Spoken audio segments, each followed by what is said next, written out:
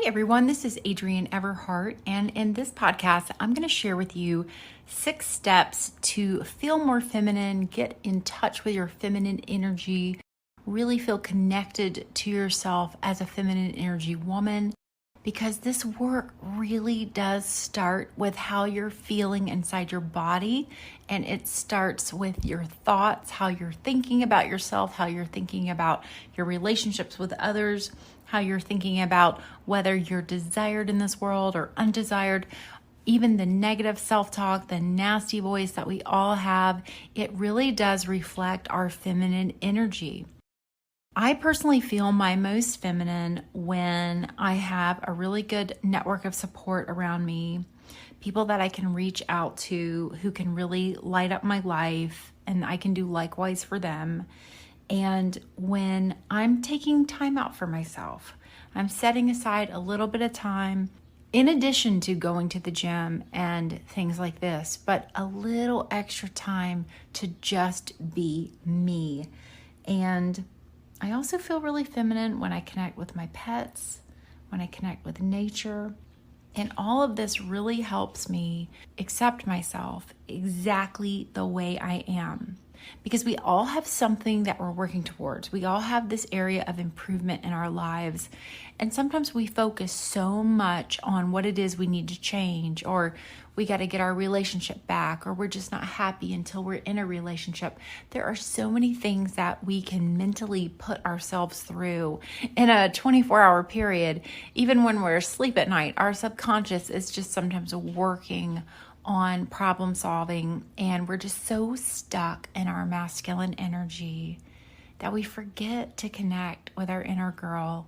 And this is what really gives us all those wonderful feminine energy feelings, where you feel calm, you feel loved, you feel like you're having a good relationship with yourself, you're able to give love back and appreciate joy and beauty and be grounded in the moment. And most of all, you really are totally and truly in love with yourself, even the ickiest of icky parts. So these 6 steps I'm going to share with you are going to help you do exactly that. And I can't wait to share them with you. So please stay tuned. This first step is just about embracing yourself, unconditionally loving all parts of you. And when you unconditionally love all parts of yourself, some people call this radical acceptance, where no matter what you're thinking, what you've done in the past, how you're speaking to yourself, or what your situation is, you totally own it. You own where you're at. You own the cards that life has handed you. And you love yourself anyway. Now, we can all experience different levels of stress, trauma, disappointment, things we have done or said. Maybe there were things in your past that you feel like you're being punished for now. That was a big theme in my life. I felt like my choices had somehow some power over me into my future. And this can also be known as karma. So no matter where you stand in beliefs in punishing yourself or being punished, or not loving yourself for something you've done or said, or just being too hard on yourself, this is really masculine energy. Masculine energy is aiming for job well done, always. That's its set point. And if you're not getting job well done, you might be really critical on yourself, and you might reflect back to yourself a parent that was very critical. You might hear your dad's voice or your mom's voice or someone else in your family that was really critical or hard on you, or a caregiver that didn't have a lot of positive things to say to you, but always kept pressing on you. Now, with all due respect, this can build you into a very powerful, dynamite person. Having the perfect upbringing is not the key to feeling totally satisfied and in love with yourself, with life.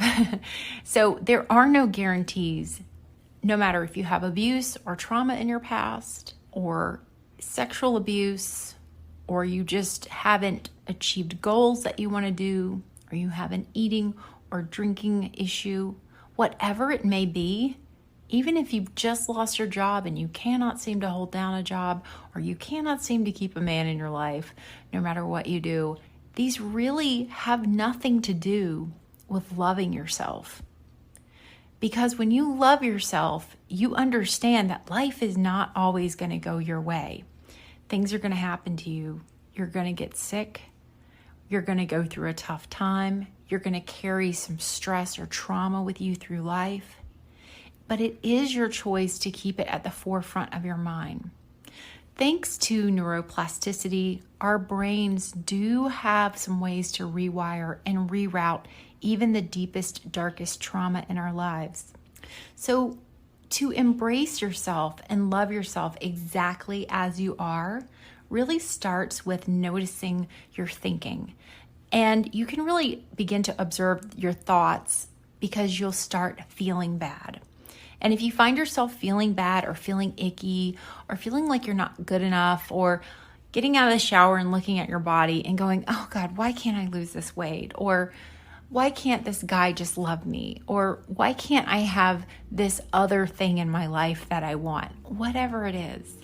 Instead of looking at it from this perspective of what I don't have, I want you to then appreciate what you do have. And I know this sounds like gratitude, what everyone else is telling you to do, but this is a little different. Because when you really embrace where you're at in this moment, I haven't really reached my diet goal. I haven't achieved what I wanted to achieve by this age. I'm not married, and I've never been engaged, and all my friends are married and engaged. So we're actually putting all this pressure on ourselves to be something and someone that we aren't yet. And this is where we go wrong. This is where that critical voice, nasty voice, masculine energy really presses down on us. So I want you to free yourself from this. I want you to free yourself from perfection. There is no perfection. Perfection is an illusion. And I want you to use the power of neuroplasticity and your brain to rewire your thoughts. So if you find yourself feeling miserable, say, why am I feeling miserable? Why am I feeling sad? Why am I feeling anxious? And see if you can't come up with the thought that you're saying to yourself. Now, a big one I struggle with is I don't get enough done in a day. I've got so much to do. I need to get all these things done. And I have to say, wait a minute. I'm feeling all anxious. My heart's beating fast. My blood pressure is up. I say, wait a minute. What am I thinking? What am I telling myself? Well, I'm telling myself I have too much to get done. But do I really have too much to get done? Because the truth is, it never all gets done. I never will finish it all. We're doing things until our last breath on this earth. But then I can scale back and just see how I'm speaking to myself and say, okay, what's really necessary for me to get done? Same goes for dating and relationships. Okay, I messed up here. I'm aware that this was unproductive behavior. But does that mean I'm unlovable? Does that mean I'm permanently flawed? No, I'm not permanently flawed. I am lovable. I'm aware of this. But as long as you're playing that loop in your head of negative self-talk and you're listening to it and you're buying into it, your brain is going to go, hey, our blood pressure and our cortisol levels go through the roof when we have this thought. We must be on to something. This must be something really important that we need to remind this person to avoid. That's why those thoughts keep haunting you. That's why negative self-talk is a loop. So when you begin to observe your thoughts by noticing what you're feeling in your body, all you have to do is say, why am I feeling this way? And I'm not looking for facts. Like, oh, I'm feeling this way because the market crashed today and my stocks are low, and or whatever the logical reason is. Okay, we're not looking for logic. We're looking like, what am I telling myself that makes me feel this way or leaves me feeling this way? What words am I saying to myself? And you can usually pull out one sentence where you're telling yourself something that just really isn't totally true. Even in a relationship, if you go, oh, I messed up this relationship, well, on the outside to a lot of other people, you might have just been standing up for yourself and really doing a great job of protecting what was important to yourself at that time, at that place in life. You were doing the best you could possibly be doing. So you're onto a new page now. You're figuring out what's serving you, what isn't serving you.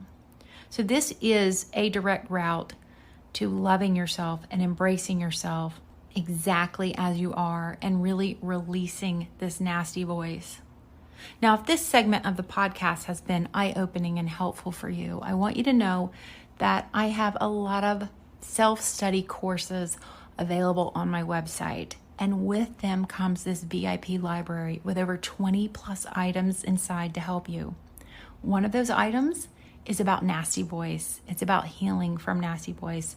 I think you will find some peace by reading more and learning more about this subject. Another way that you can really connect to your feminine energy, and for everyone it's so unique, but I believe there is something magical about crafting and about doing things with our hands. Whether it is sketching, knitting, needlepoint of some sort, painting, I think women and our hands, we really need to connect with that ability to create through our hands. So even as something as fun as bedazzling a jacket or just doing some sort of art or craft that was really simple. A lot of them come in kits and you can finish them in a night or take your time. Or just maybe get some modeling clay and try rolling clay around and making a little diorama. Do you remember making those in school? You'd get the shoebox and you'd cut the little hole in it and you'd make a scene. Have fun.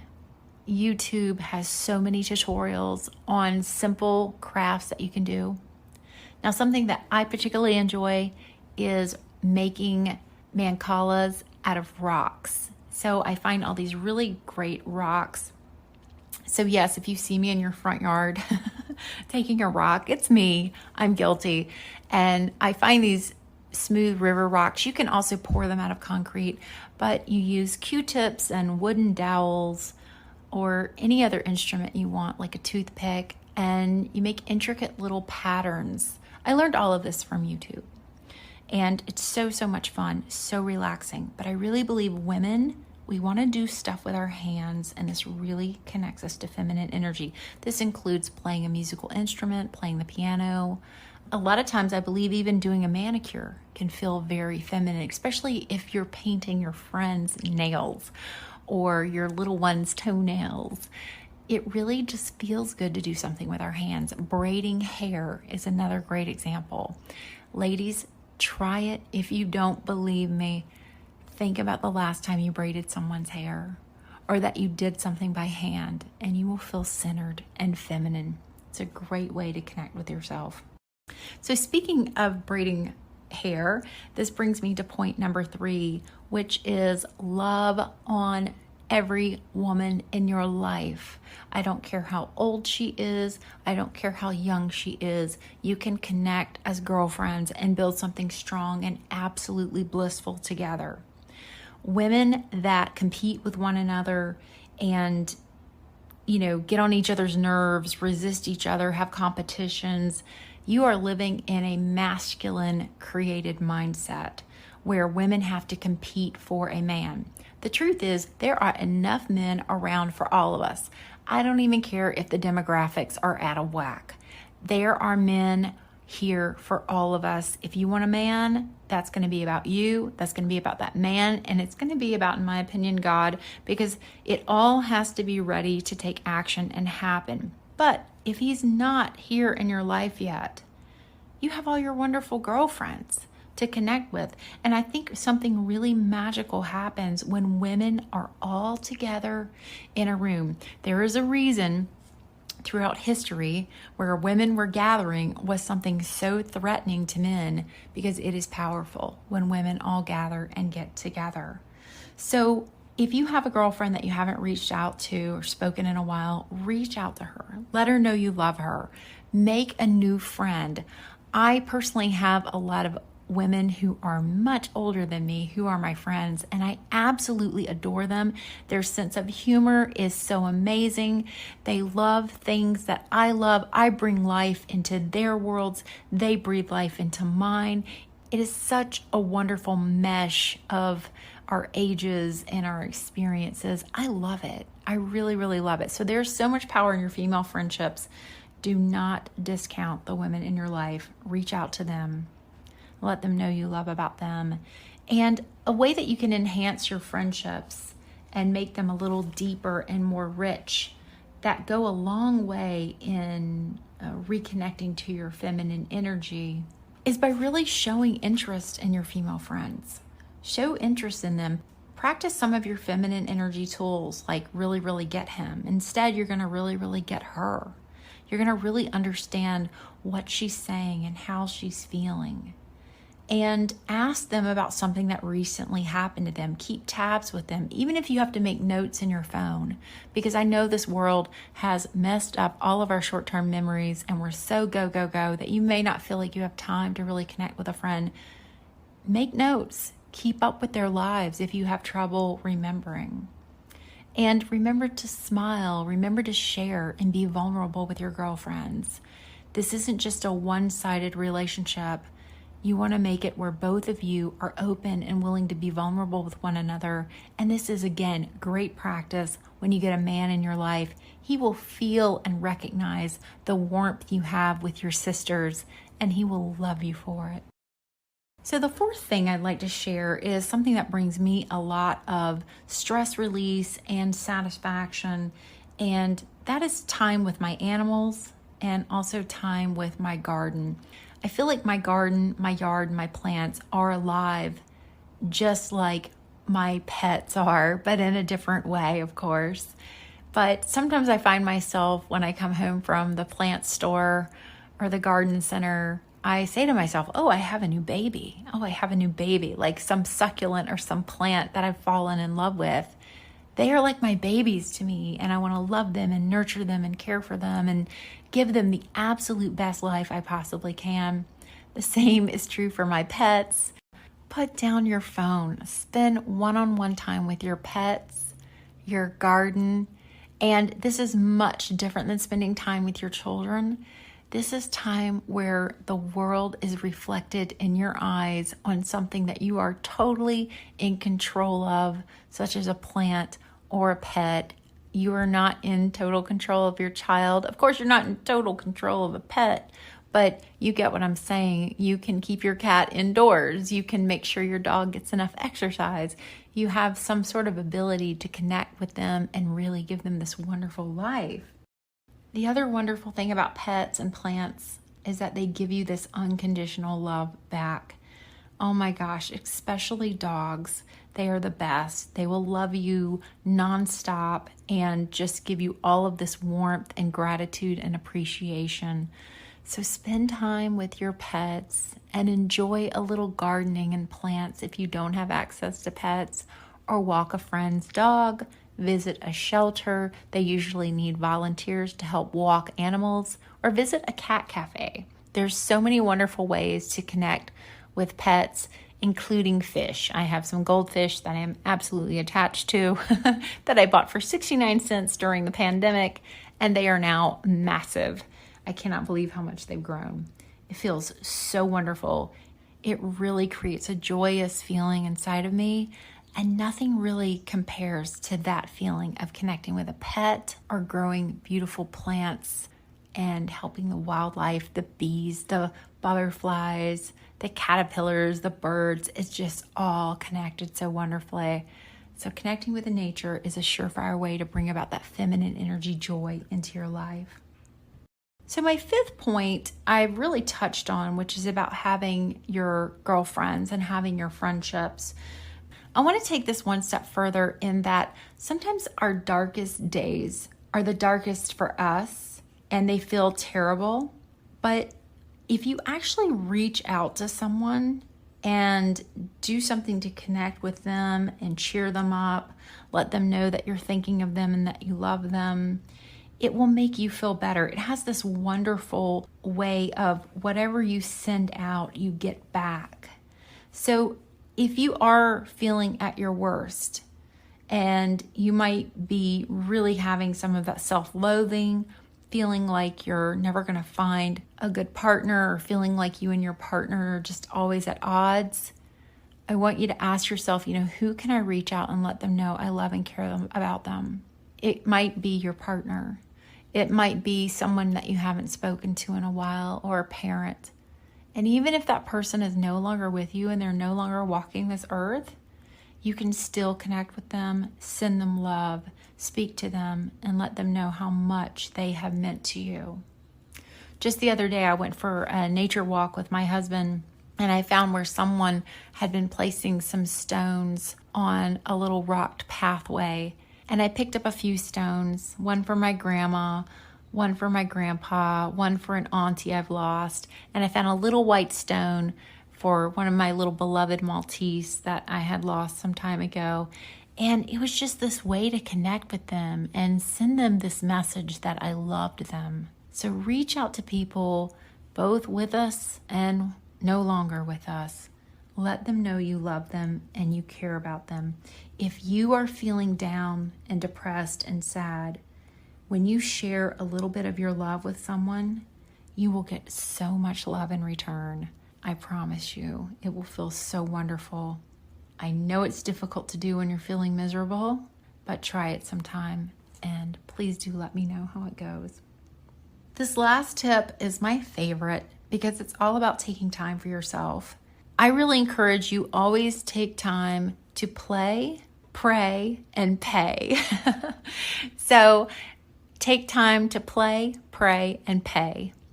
Taking time to play means you make sure you have some fun, whether that's with some arts and crafts, your kids, or just putting on some music and really dancing it out, whatever it might be. Set aside a little bit of time every day to play. Just play. Just you connect with your inner girl and have a good time. The next one is about prayer. And no matter what your religious beliefs are, I do believe when you connect to a higher source, whatever that may be, you really touch base with something more powerful than yourself. My feelings are, as a human, do I have any proof of anything? No, but that doesn't mean my human brain knows everything. So I absolutely connect with God, and I try to pray every day. I like to express a lot of gratitude. I like to be thankful for the things that I have and the things that I do want. And just also I pray a lot of the time for enlightenment and ways that I can better myself. I really love how God can speak to you when you have these moments of connection. Just small things happen. Like the other day I was walking and I was speaking to God and having a little bit of prayer as I took my walk. And a blossom fell out of a tree and just landed right in front of me. And it's just little things like this that feel so heartwarming, that make you feel connected to the universe, and that there's something else out there. We maybe can't understand it, but it does feel good to connect to something way more powerful than I am. But even if you're not into prayer, I want you to find a way to quiet your mind, whether it's meditation or reading. I love to do puzzles as well. It's a great way to quiet your mind and just take a break, say thank you, ask for any forgiveness in this world that you need. And I really love to get clarity and wisdom whenever possible. The next one is about pay. And I love to pay it forward. I love to give someone something when they're not expecting it. At Christmas time, Jeff and I we'll get $10 bills, $5 bills, maybe a couple of 20s, and we will go tip everyone that we really love and care about. Sometimes we'll leave money on just someone's car in a little envelope, and then they'll discover it and get really happy. And so we love playing Santa. We love tipping people that we really love and care about. And that's one way you can do it with money. But you don't necessarily have to pay it forward by using cash. There are a lot of ways that you can be of service when someone has helped you. So if someone has been particularly kind or wonderful to you today, Make it a point to be kind and wonderful to someone else for absolutely no reason at all. Just see how much power this gives you when you take that time just for you to play, pray, and pay. All right, everyone. I hope my podcast has been inspirational and really gotten you in alignment with some positive, feel-good feminine energy. I look forward to seeing you all next week, and be sure to stop by my website, everheartcoaching.com.